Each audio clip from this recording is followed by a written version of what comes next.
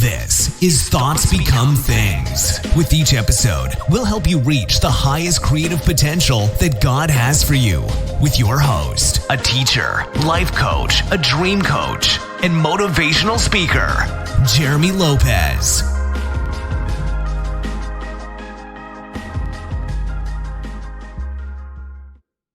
Hello again, everyone, and welcome to another podcast of Thoughts Become Things. I'm Jeremy Lopez, and it's a beautiful day today, as Mr. Rogers would say in the neighborhood. It's a beautiful day today in here in Alabama. The sun's out. It's not too hot yet, but it's getting there. But it's a beautiful day today in Birmingham, Alabama, and I'm so excited to be able to come to you guys today and maybe sort of dine with you, sit up at the table and drink some coffee, and let's just talk for a while.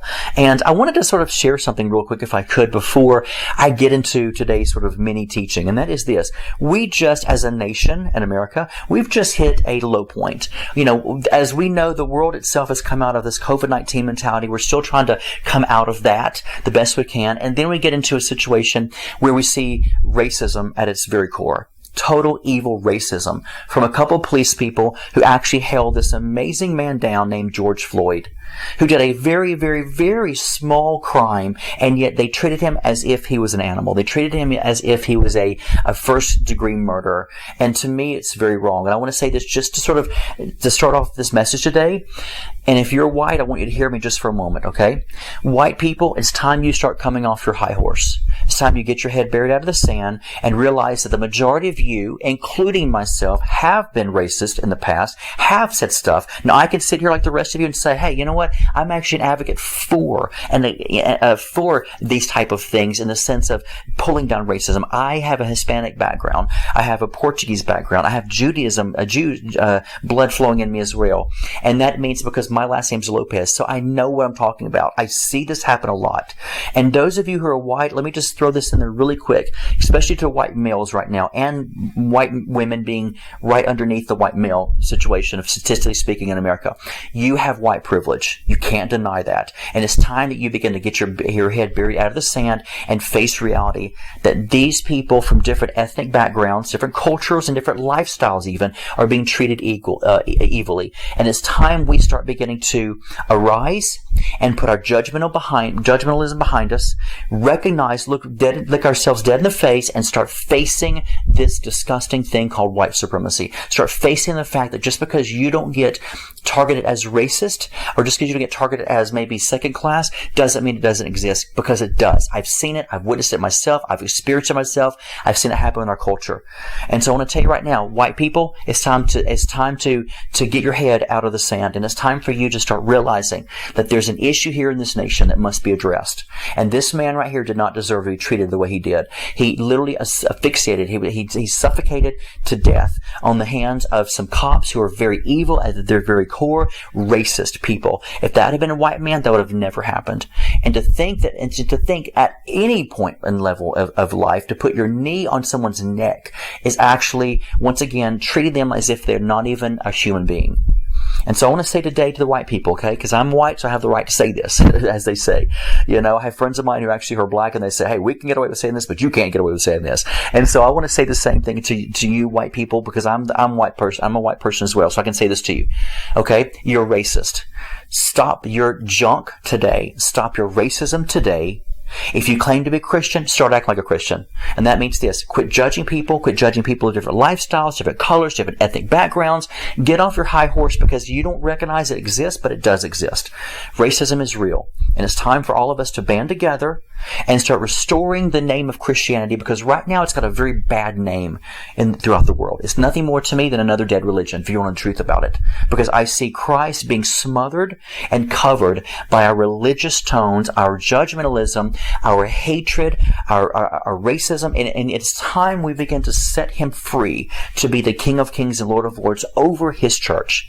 And I want to say today to all people of a different ethnic background, I don't care if you're African American, I don't care if you're Latino, you're Hispanic, whatever. I want to say this to each one of you today.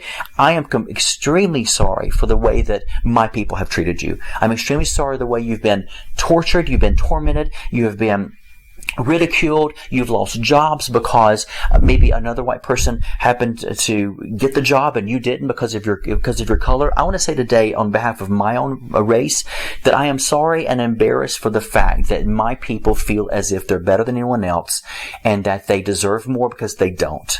And so from one white person to an African American community, I want to say I am sorry for the way you've been treated, because it's disgusting. It's totally disgusting, and it's not right. And I want to say, in my book, I want you to know that I'm proud of who you are. I'm proud of your color. I'm proud of what you bring forth in the earth. We can't live without you, so don't ever stop. So I want to say to those who protest right now, keep on protesting.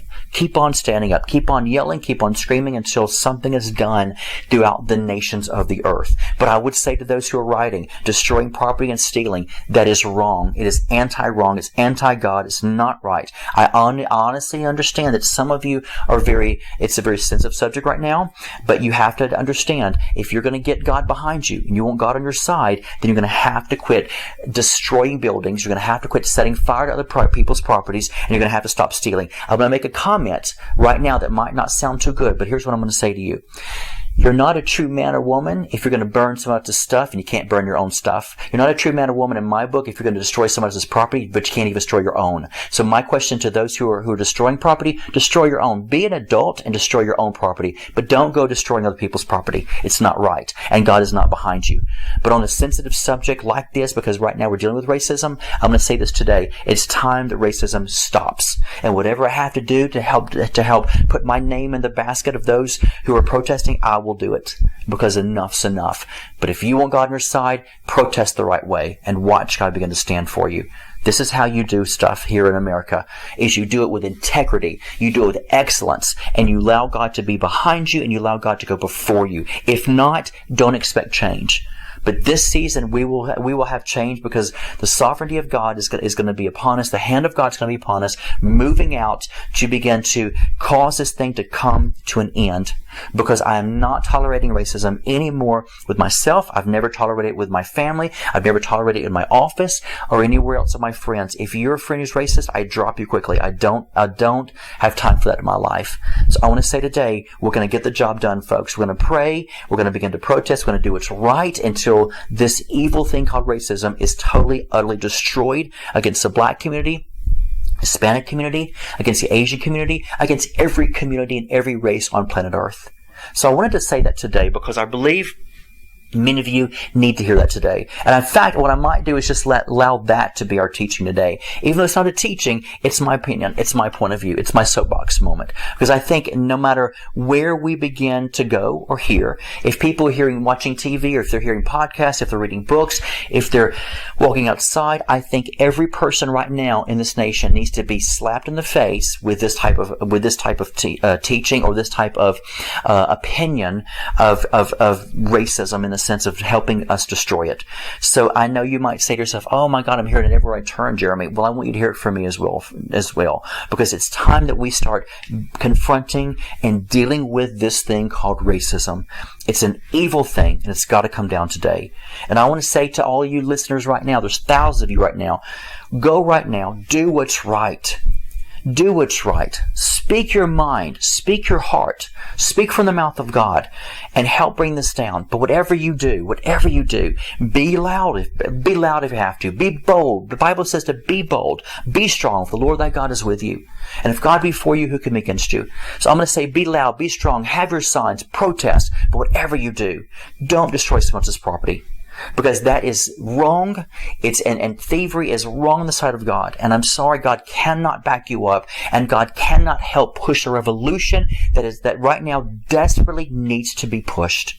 So I want to encourage every one of you, go right now and contact people to say, hey, can we help protest against this? Can we help maybe this family or that family who maybe once was treated bad? Your neighbors next door that maybe are African American, that you might think, well, no, nothing's ever bad happened to them. Go ask them. Why don't you go ask them and say, hey, is there something I can do to help heal the wound of your people that my people have done? Because the truth is, there's really not a my people, your people mentality. It's an us people. Here on planet Earth, we make one. We're one family here on planet Earth, and we take care of each other. And some people might say, well, if I'm a Christian, I'm not kin to this person. Let me tell you something. If you want to bring separatism, even from a Christianity point of view, go right ahead. Just mosey out on your way and out of my life. Because as a human race, I stand with a people. I stand with a people called humanity. And these people that are my family here on earth, no matter what lifestyle they live, no matter who they are, what culture they're from, if they're from Africa, if they're from Asia, if they're from, the Philippines, or even if they're down here from Mexico, I don't care. I'll be the first one to say this. And many of you are probably right now going to be tuning me out when I say this to you, okay? Because I don't want to get political on any issue. But I'm going to say this right now, okay? I don't believe in an evil, disgusting wall. I do not believe in separatism. I do not believe in separating anyone from anyone. Everyone deserves to come to America. Everyone deserves the right to work. Everyone deserves the right to live. Everyone.